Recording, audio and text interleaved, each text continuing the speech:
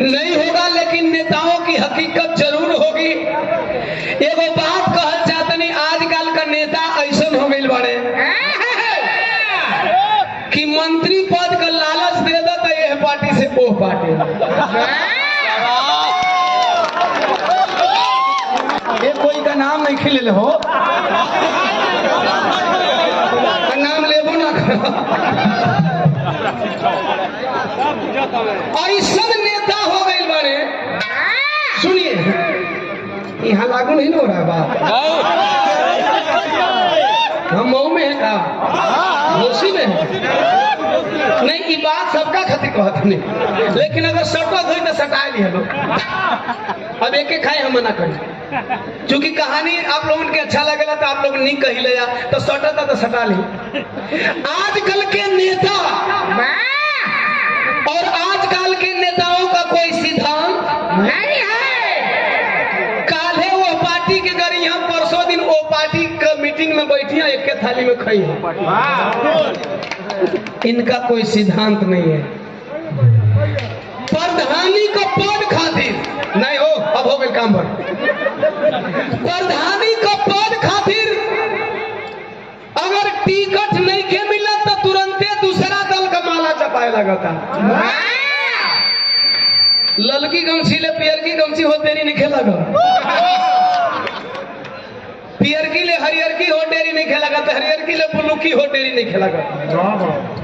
समझेंगे, हमें किसी को टारगेट नहीं करना है। मैं देश की स्थिति बता रहा हूं, देश की राजनीतिक की स्थिति है साहब ना।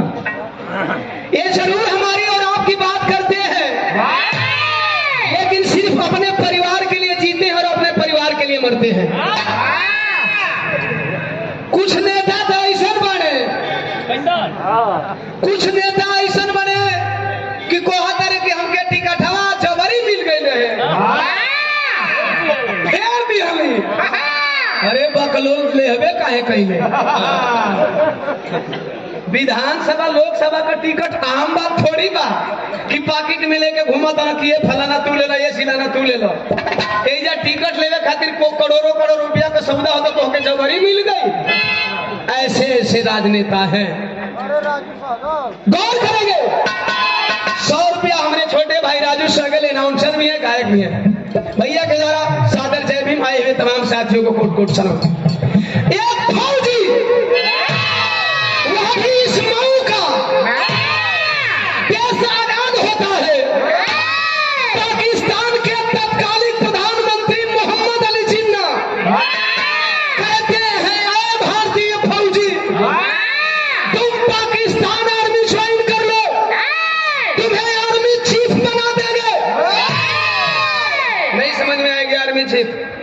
प्रधानमंत्री का पावर जानते हैं ना, देश के मालिक। जिस तरह देश का मालिक प्रधानमंत्री होते हैं, उसी तरह साथियों पूरे देश के आर्मियों का मालिक आर्मी चीफ होता है। ये जान लीजिए, इतना बड़ा पावर है आर्मी चीफ का।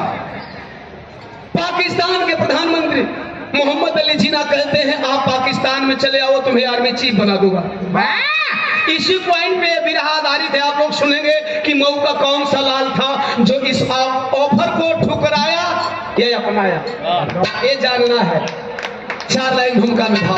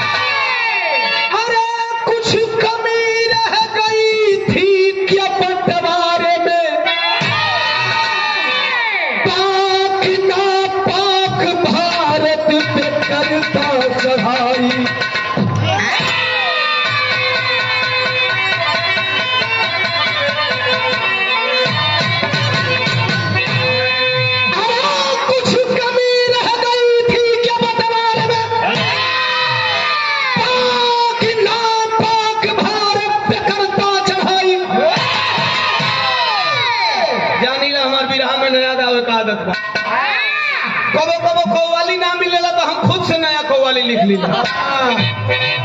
ये हमारे कंपोजिशन कव्वाली बस सबसे पहला कंपोजिशन कव्वाली गौले रही जी रहा हूँ लाश बनकर बेवफा की याद में, ओके तो सबसे ज्यादा याद बा। ठीक ये फिर नया कंपोजिशन बा कैसे बाबू? आशीष मौर्य को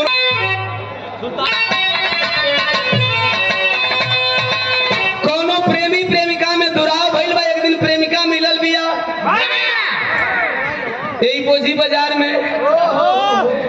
प्रेमी कलश तोहरी आंख को ई जवन आंसू बा बतावा था कि अबहिन तोहरा दिल से हम निकलल नहीं खियासी कहले। तेरे दिल की धड़कनों में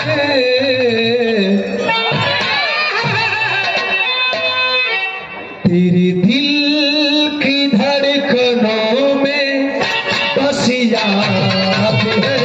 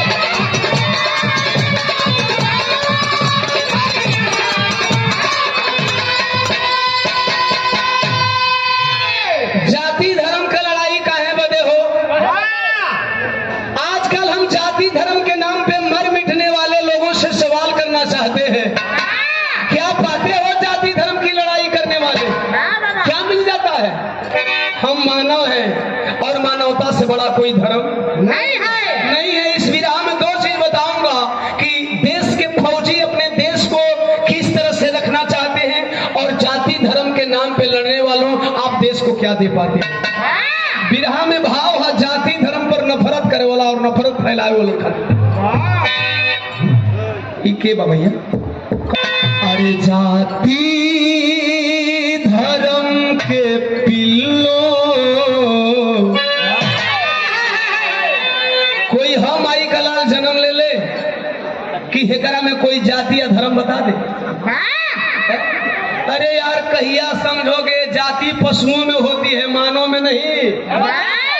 गाय भैंस बकरी कुकुर कुकुरी कुल जंतु में होते हैं इंसान में नहीं होते हैं। और जो इंसान में जाति और धर्म का फासला करते हैं उनके लिए ओम प्रकाश जीवन खुले मन से कहता है अरे जाति धर्म के पिल्लो लेना हमसे पंगा।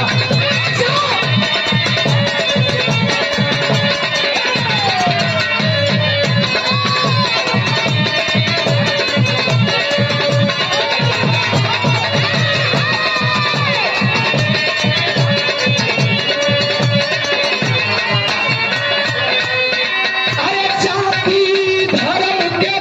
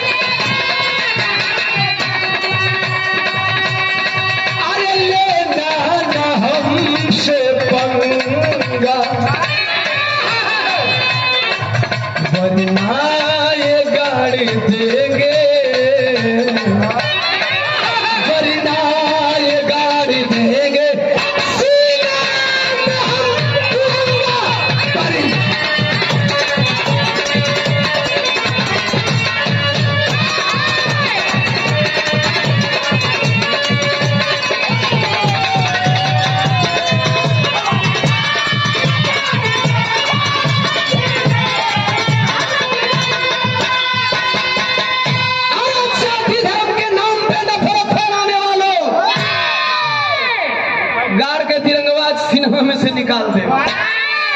बार बार हमारे देश के फौजी यही मैसेज दिया करते हैं। विरह कहानी चालू हुई कैसे बाबू? अरे वतन का मान जाति धर्म से भी ऊपर है।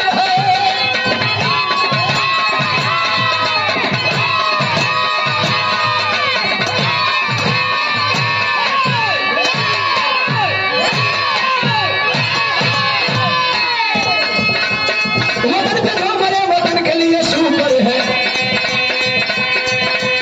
वतन की आबरू पे जो शहीद होते हैं, याद में राम फिर वतन के लोग रोते हैं। उत्तर प्रदेश का आजमगढ़ निशानी है। ग्राम बीबीपुर मऊ की अलग कहानी है। मोहम्मद फारूक बीबीपुर के निवासी थे। जमीन बीबी के शहर में विश्वासी थे। अंग्रेजी शासन में हुए पुलिस बहाली में बने कोतवाल थे बनारस की कोतवाली में। 15 जुलाई को आंदोलन तूफान हुआ। 15 जुलाई को आंदोलन तूफान हुआ। जमीन बीबी के पेड़ में उस्मान हुआ।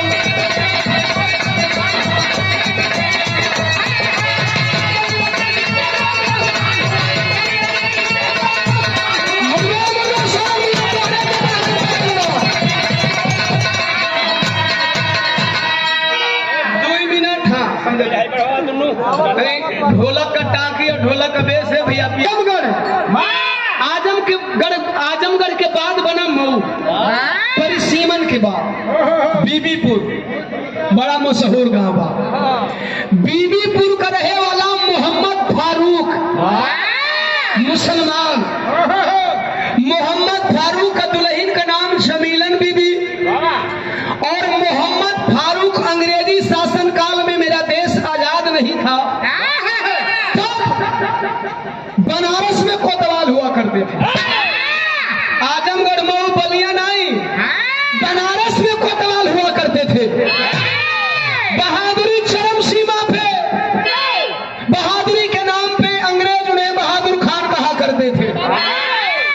दुल्हन जमीलन बीबी और मोहम्मद फारूक के बीच में रिश्ता बना। कुछ दिन के बाद एक बेटवा जन्म लिया है, जिस बेटे का नाम अपने कौम के मुताबिक, अपने मजहब के मुताबिक उन्होंने मोहम्मद उस्मान रखा है।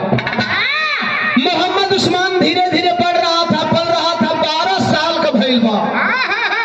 आवा जाति धर्म का नाम पर मरे मीठे वाले लोगन तुम लोग एगो परिभाषा बतावत नहीं कि इंसानियत से बड़ कोनो धर्म नहीं बा और मानव से बड़ कोनो जाति ना बा।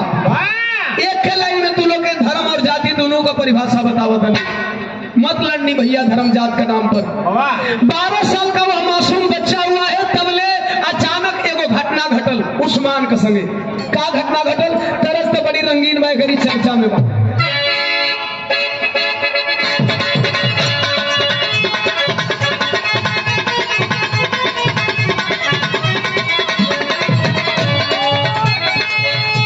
सबका दिल पर राज करत आएगी। कोनो प्रेमी को हता भाई विजय चौहान जी के गीत है।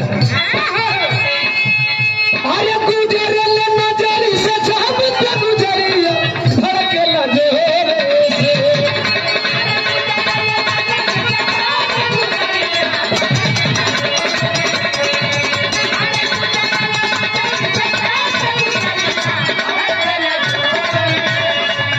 अरे गुजरे ले नजरी से जब ते गुजरिया धड़के लगे से।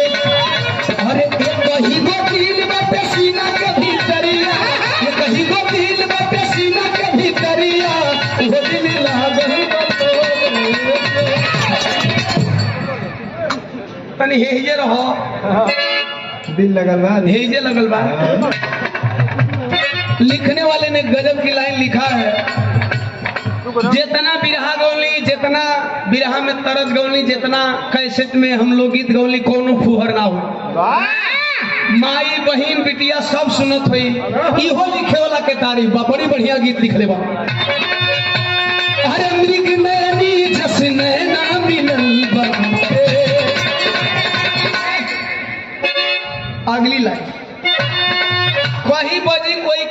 नेताजी ना जाने अखिया ओठावा पर मुस्कान खिलल बाटे। एक करी आगे वाली लाइन फूहर कहीं ना लगी, एक आगे वाला लिखत हो अरे पूरे पूरे मधु के गबरिया।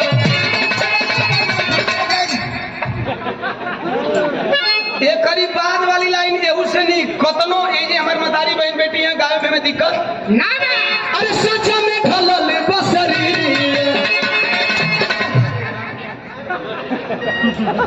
प्रबंधक साहब ए जे फुहर का लिखे वाला का लिखते सन साचा में ढलल बसरिया के थोड़ा सा फुहर माइंड के तरफ जाता नहीं। यही में नीको बात बा यही में खराबो बात बा। जितना ये कुल खोदा खोदी वाला लिखत रहा इस ससुरन से पूछा था नहीं उनका माई बहन नहीं खीसन का। अरे यार कलाकार हो समाज सुधारक हो कुछ ऐसी गीत गाओ जिससे समाज जिससे समाज में असर पड़े। ई का लिखे असर ऐसा गाई लनाई लेकिन ईरान का चलते बता दी आप लिख दियो अरे ढोरी से सारा के जाता साई हो गए ना गड़बड़। लेकिन नीक लिखे वाला का हमेशा नीक कलम चली चाहे कितना हो कठिन लाइन का तुकबंदी हो गई। वो कहा था अरे सच्चा में ढलल बसरी।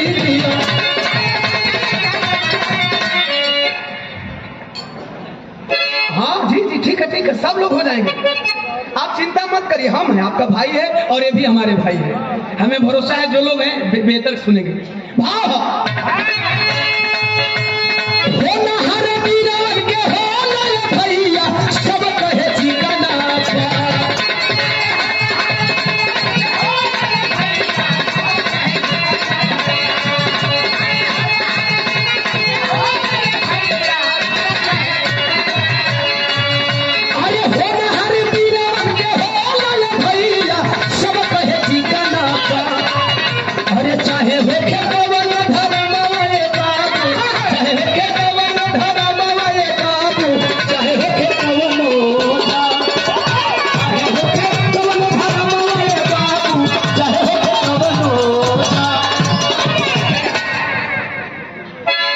चाहे कौनो धर्म होके चाहे कौनो जात होके।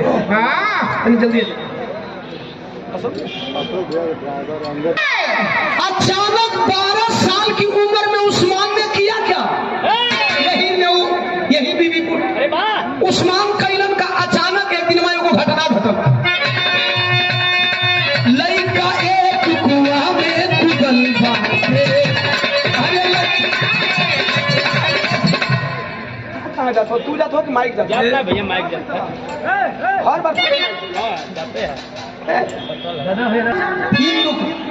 हालांकि हमें हिंदू मुसलमान से फर्क नहीं पड़ता, मैं इन पछड़े में नहीं पड़ता, लेकिन जो भारत की व्यवस्था बनी है एक हिंदू का बच्चा कुआं में कूद गया। छोटा बालक था जब कुआं में गिरा लोगन के पता चला तब देखे खातिर भीड़ जुटल बाटे।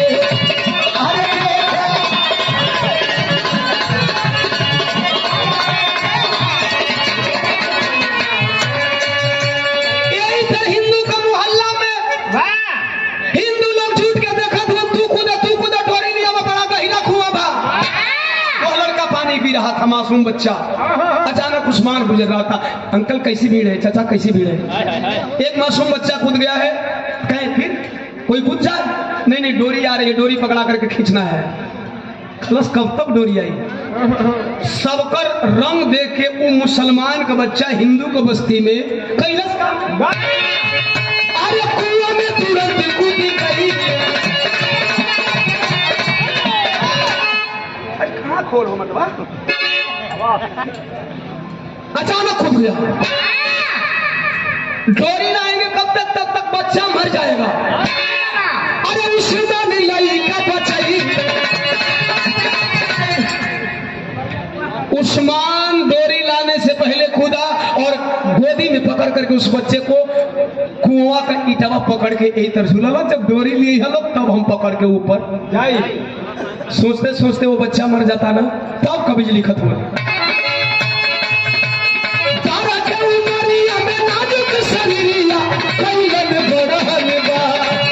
अरे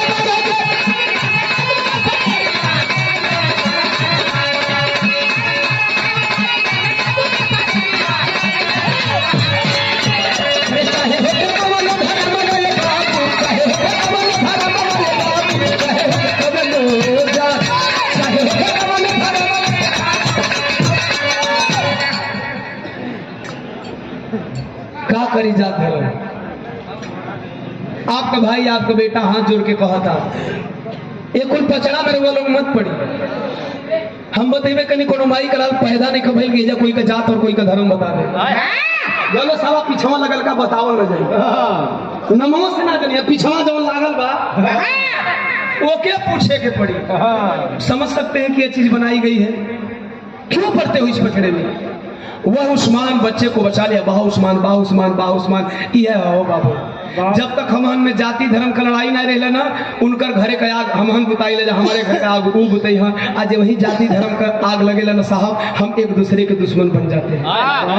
भाई भाई का लड़ाई प्रबंधक साहब केवल परिवार तक रहता है लेकिन जाति और धर्म की लड़ाई शहर से शहर को जला देता है। मत पढ़ना इस पचड़े में। बचपन में ही उस्मान ने इसका खंडन किया कि नहीं हम हिंदू मुस्लिम नहीं सबसे पहले मानव है और मानव का कर्तव्य बनता है मानव का रक्षा करना। चलिए तो 12 वर्ष का था तब धीरे धीरे बड़ा हुआ। भारत में सैन्य विद्यालय नहीं था इंग्लैंड सैंडर्स गया और 10 लड़के गए भारत से जिसमें मानिक शाह का भी नाम आता है। 10 बच्चे गए 10 में से 1935 में बलूच रेजिमेंट 10th में आर्मी जवान बन करके आर्मी पे पोस्टेड होकर के वह भारत का वीर सपूत उस्मान मोहम्मद उस्मान बीबीपुर मऊपुर वाला आया है। 1935 देश की आजादी से पहले का फौजी 1941 में पहली पोस्टिंग होती है सॉरी पहला प्रमोशन होता है। पहला प्रमोशन हुआ तो क्या बने कैप्टन। दूसरा प्रमोशन 1944 3 साल के बाद मेजर। तीसरा प्रमोशन आजादी से पहले आप लोगों को पता भी है पाकिस्तान पहले आजाद हुआ भारत बाद में पाकिस्तान पहले आजाद हुआ भारत बाद में आजाद हुआ। जब पाकिस्तान आजाद हुआ पाकिस्तान के प्रधानमंत्री मोहम्मद अली जिन्ना ब्रिगेडियर उस्मान को बोले ए उस्मान तुम मुसलमान हो तुम्हारा पाकिस्तान भारत से अलग हो चुका है। सारे मुसलमान पाकिस्तान में आ रहे हैं सारे मुसलमानी सैन्य अधिकारी पाकिस्तान में आ रहे हैं तुम भी पाकिस्तान आ जाओ। चिट्ठी लिखे मोहम्मद अली जिन्ना और इसके बदले में पता है तुम तो भारत के ब्रिगेडियर हो तुम यदि पाकिस्तानी सेना ज्वाइन करते हो तो हम तुम्हें आर्मी चीफ बना देंगे। अब आइए बात वही खड़ी हो गई जहां से मैंने शुरू किया था। सोचना यह था कि यह मुसलमान का पट्टा मुसलमान का होता है या भारत का होता है। आइए उस्मान का चिट्ठी है। उस्मान का चिट्ठी मोहम्मद अली जिन्ना खातिर चिट्ठिया में लिखने का हूं।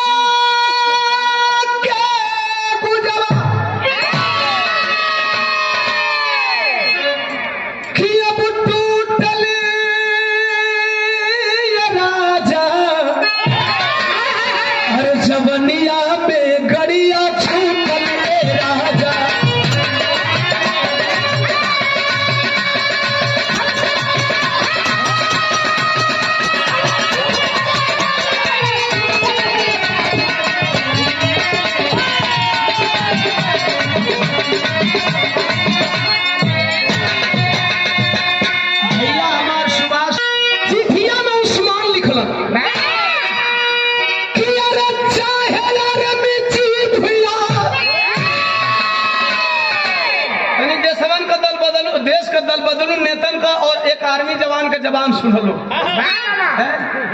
बिना चुनाव लड़ले हो इतना बड़ पद मिलत हो। यहाँ तक पार्टी बदलत रहे तो फिर लड़े के न पड़ी। और लड़ला के बाद तो जनता फूल का माला पहने तो जनता चप्पलों का माला डाले। जनता मीठा पानी लेके इंतजार करे तो जनता चप्पलों जूता लेके इंतजार करे। समझिए उस्मान लिखा है क्या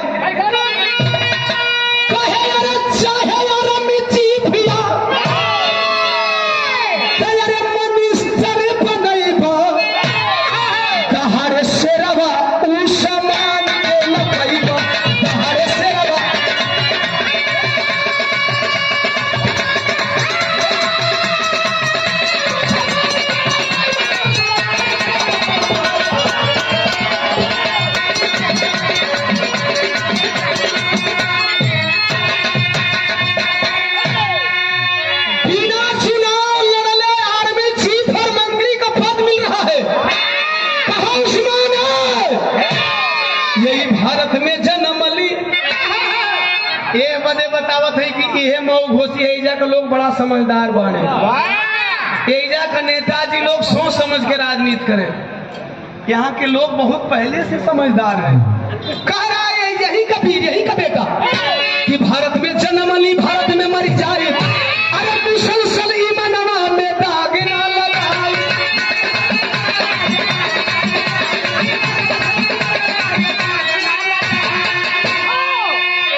कि अरे भले हमके जिंदा, अरे भले हमके जीना, कभी ना कभी बता हरे से राव सुनाई।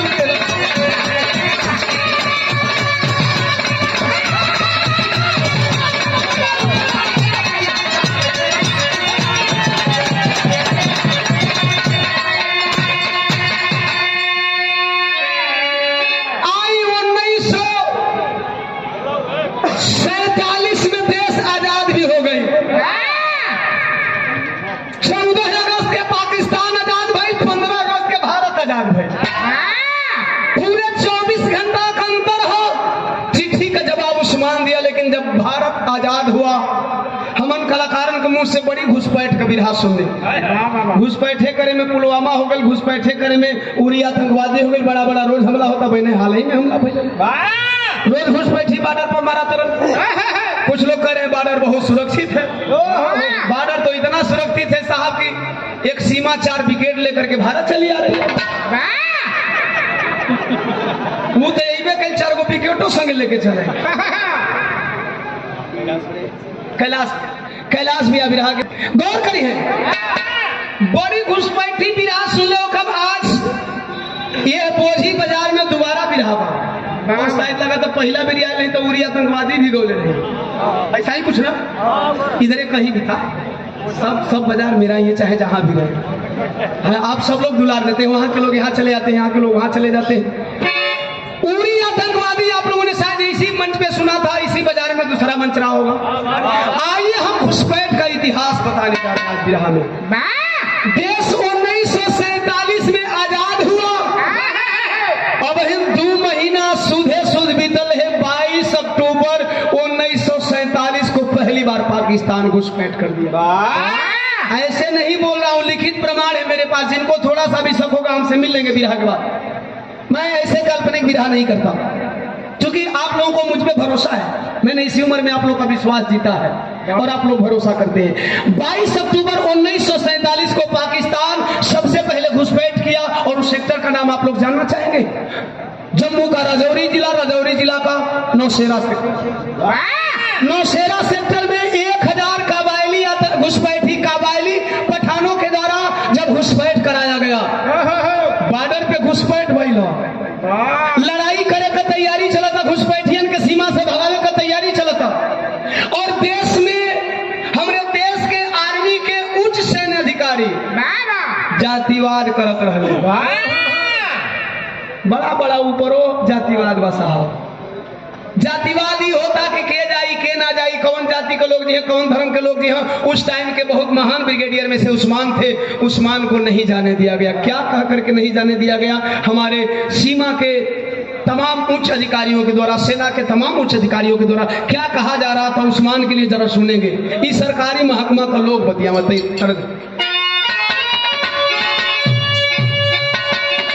तरह जाइए रखतन बिरहा पर मन से चढ़।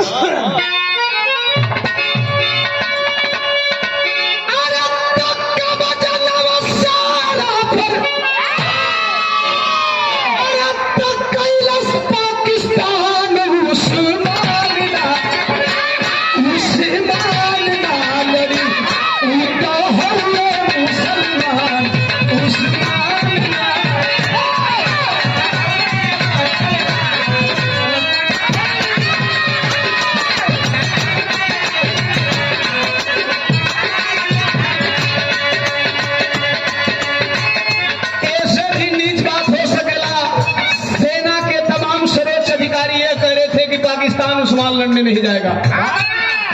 किसको भेजा गया उस्मान के बदले में? ब्रिगेडियर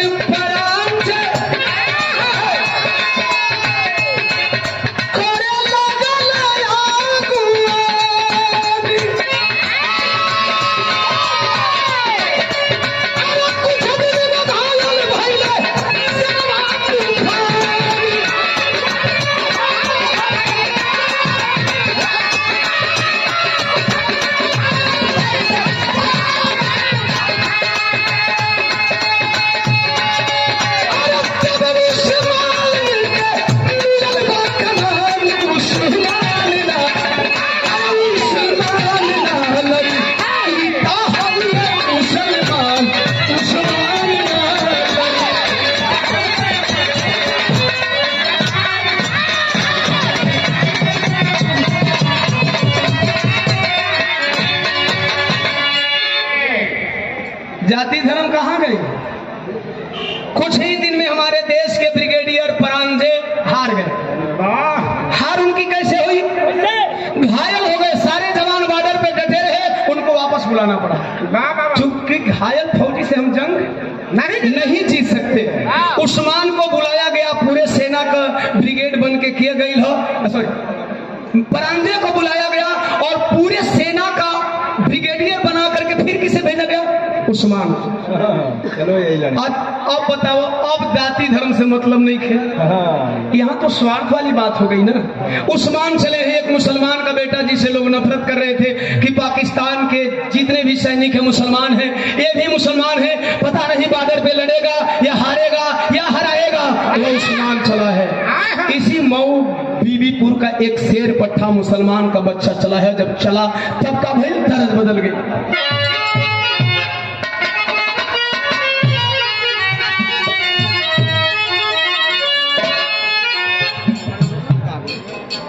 करंट बतावे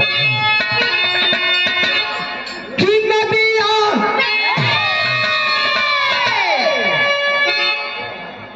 और कहां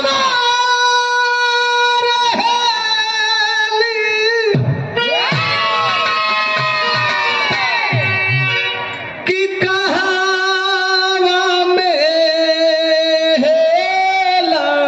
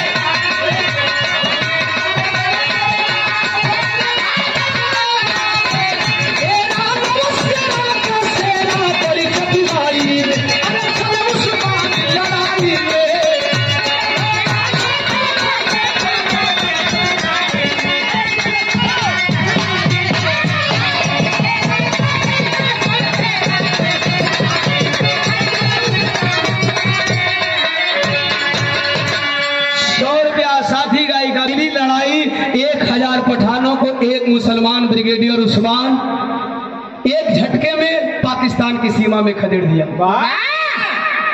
एक झटके में 22 अक्टूबर 1947 को जो घुसपैठ हुआ था पाकिस्तान के द्वारा। अच्छा, पाकिस्तान ये कैसे मान जाए जे वही नौशेरा को जीता है उस्मान।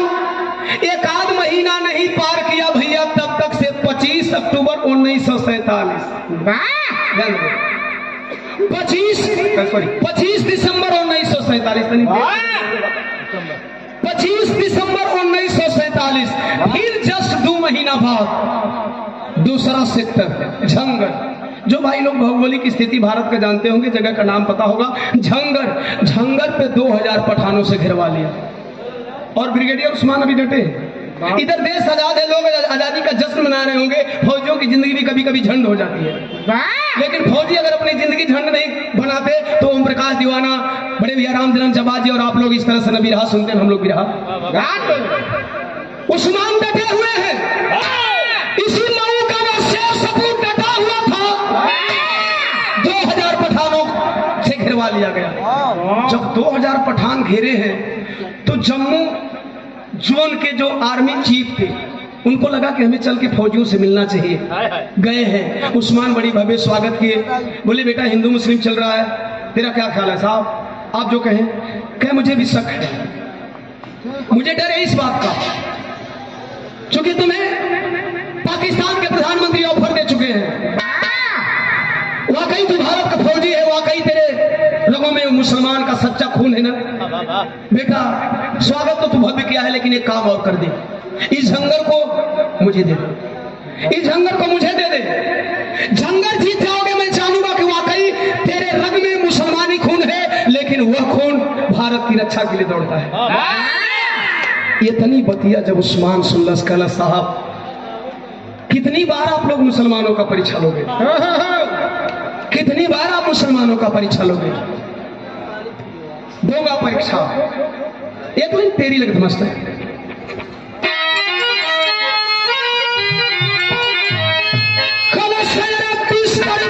तब तक सोऊंगा नहीं, 2000 पठानन के हरावल एक दिन का खेल नहीं है साहब। कहना लड़ाई जितना दिन चली उतना दिन हम कादा करो तुम्हारे वचन खातिर कि बिस्तर पर तब तक सोऊंगा नहीं कि जब तक झंडा ना लहराऊंगा झंडे पर।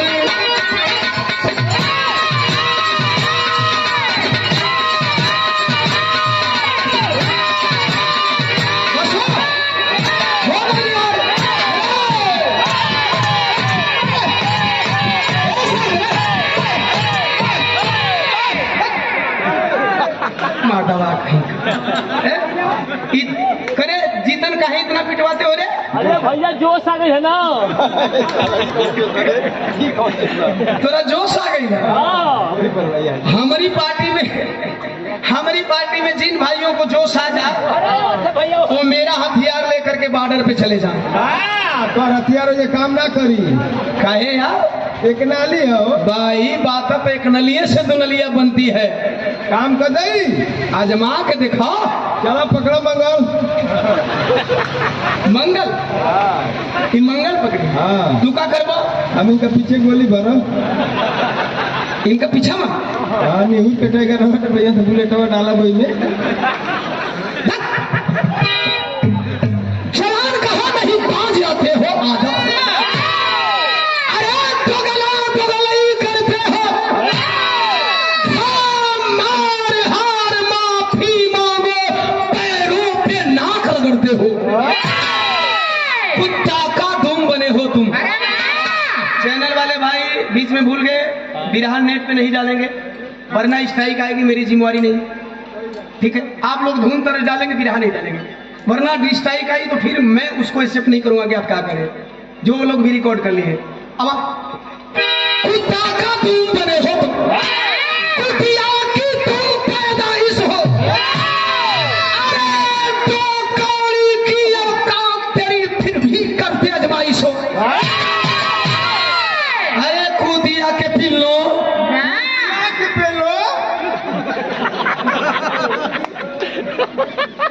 पढ़ा हुआ कि कदम पकड़े हुआ, पढ़ा हुआ कब तक पढ़ा हुआ? 1800 कौन स्कूल में? आनी बाड़ी में। ये कौन स्कूल है, कौन है? उधरिया इंटर कॉलेज बेलाउ कंपनी। ई आनी बाड़ी कहिया है? आनी बाड़ी जगह गाड़ी फाटत है। अरे जब आंगनबाड़ी है का फोटो के बाद तोर माफ बा, शर्म नहीं आती? बार बार हारते हो, मार खाते हो, फिर भी दोगलई करने से बाज नहीं आते हो। कल साहब सोऊंगा नहीं जब तक आपको झंगर आजाद करा के नहीं दूंगा। बाहरे मऊ को पट्टा, जवान चलल है, जवान चलल तो दूसरी लड़ाई, देश आजादी का जश्न में है और बॉर्डर पे जवान लड़ाई का जश्न हो, तरज बदल गई।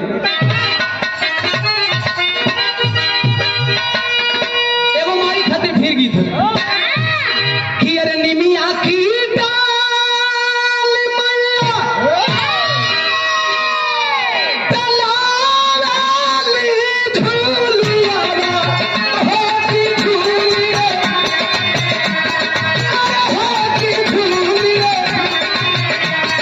मैया मोरी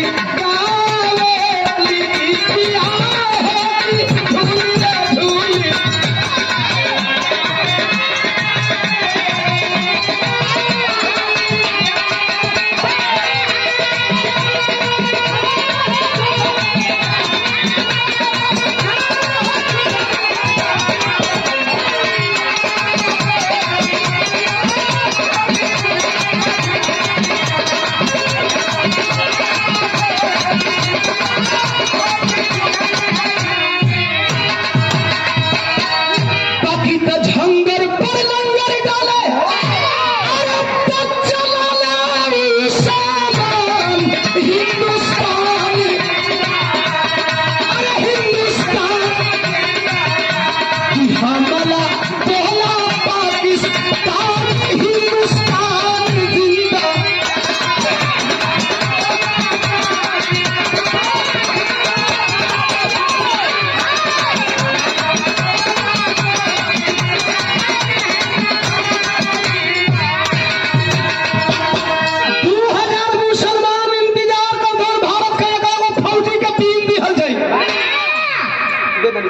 नीचे एक आया को फौजी का बीन निकल गई, दोनों ओर से लड़त के है हमने सामने कि ये कमर पठान, अरे ये कमर पठान, तो ये कमर सच्चा मुसलमान, हिंदुस्तान, हिंदुस्तान रख ले भारत के शान, हिंदुस्तान।